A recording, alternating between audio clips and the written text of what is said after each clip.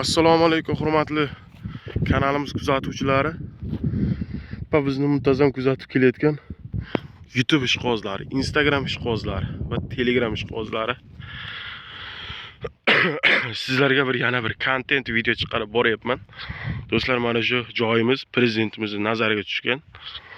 Nazariga tushib pul ajratildi, qozildi. Xudo xolasa boshidan beton qilish ishlari olib kelinyapti. Biz hozir shu manzilga boryapmiz, qilinayotgan joyga.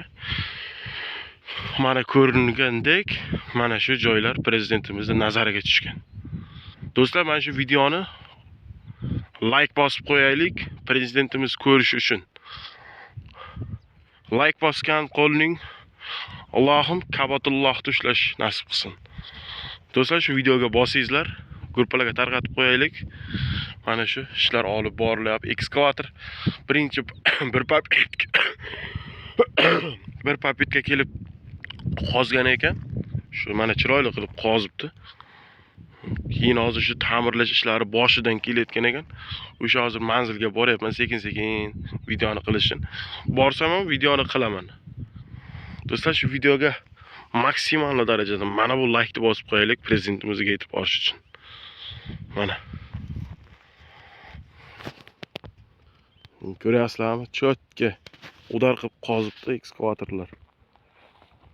Prezidentimizning nazariga tushgan va prezidentimiz, muhtaram prezidentimiz shu yerga mablag' ajratib ishlarni olib boryapti. Prezidentimizga ming bor rahmat.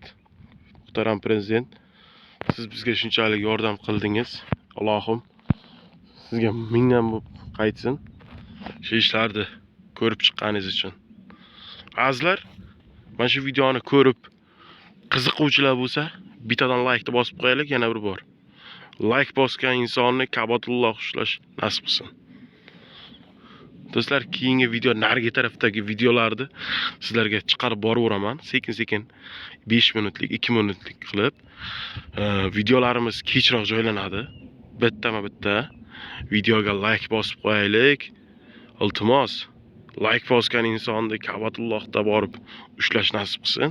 Mana shu video prezidentimiz ko'rish uchun like bossak, o'sha video yetib borishlik uchun like ni bosaylik. Mana.